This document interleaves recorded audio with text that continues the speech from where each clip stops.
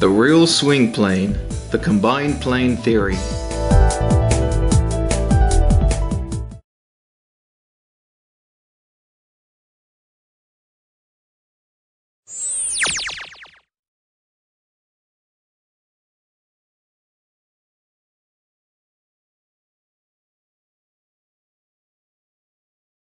Golfers today understand that the modern golf swing has a more upright posture, especially when compared to golf swings from the days of Ben Hogan and a single plane image.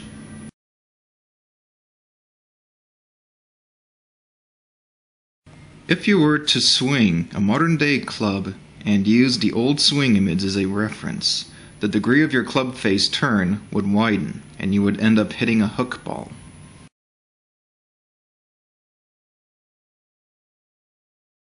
As a result, professional golf instructors have worked hard to devise a new swing plane image more relevant to today's swing.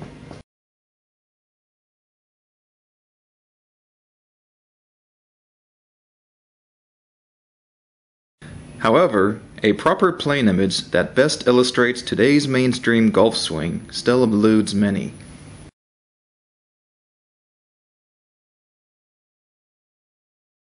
Ben Hogan himself stated, "The purpose of the swing plane is not to have golfers move the club along a precise path, but instead to provide a reference point for players to achieve good form and movement at a glance."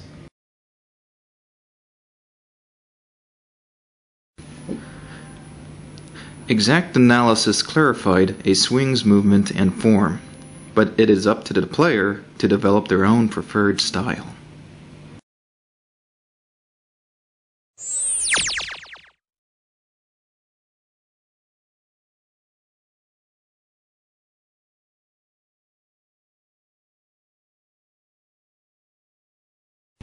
In contrast, the combined plane image was created by referencing how a player senses movement during a swing.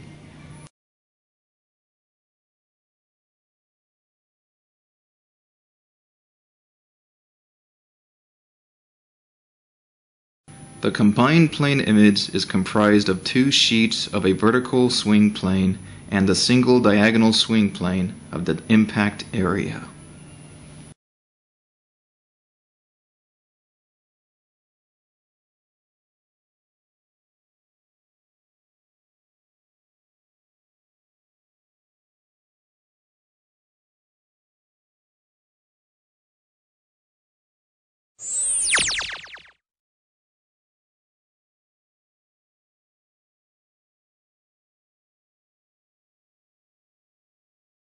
By using the combined plane image, today's mainstream golf swing can be explained in the following way. First, the club moves over the swing plane B of the impact area via the rotation of the body and hips.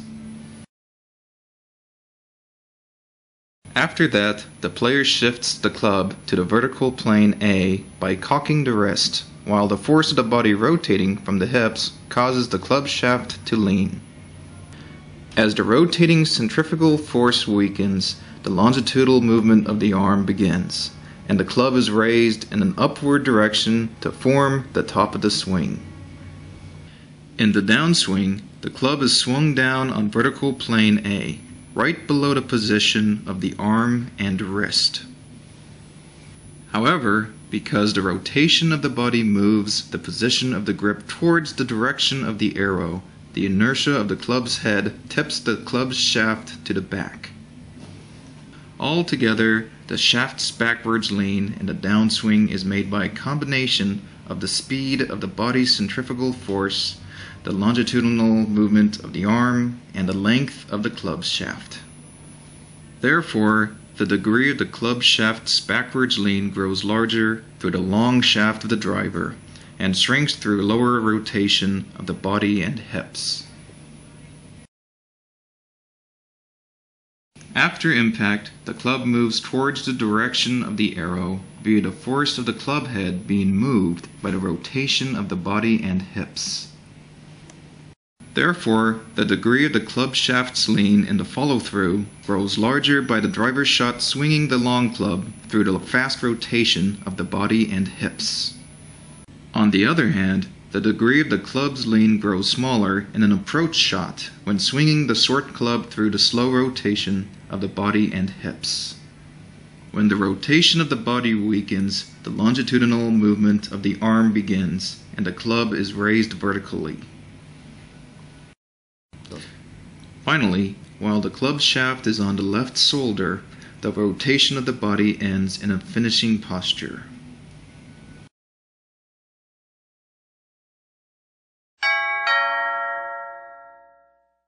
By using the combined plane image, today's mainstream golf swing can be explained in the following way.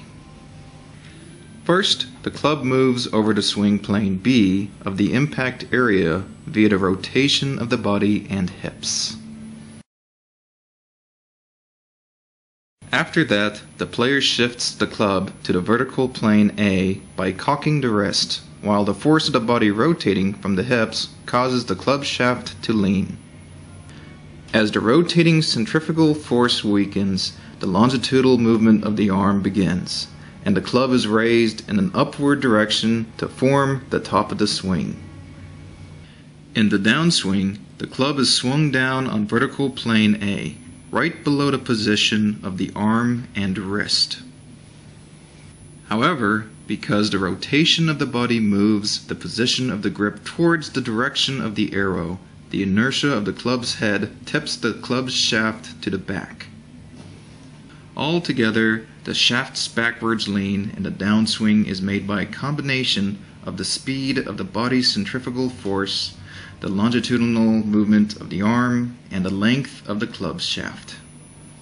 Therefore, the degree of the club shaft's backwards lean grows larger through the long shaft of the driver and shrinks through lower rotation of the body and hips.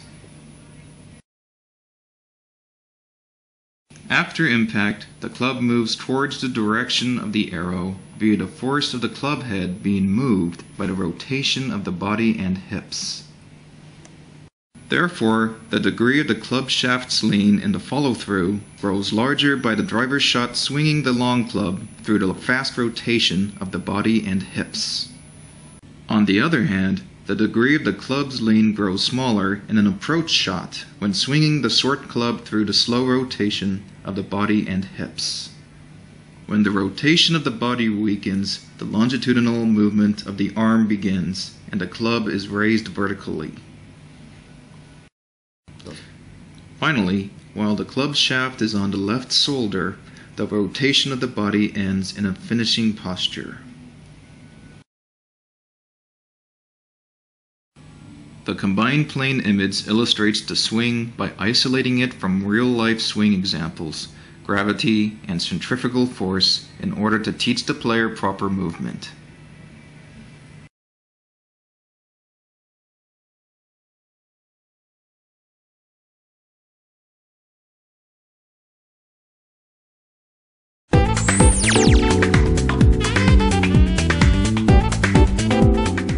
As a result, the combined plane image illustrates how golfers can aim to improve their ability to execute today's golf swing more effectively.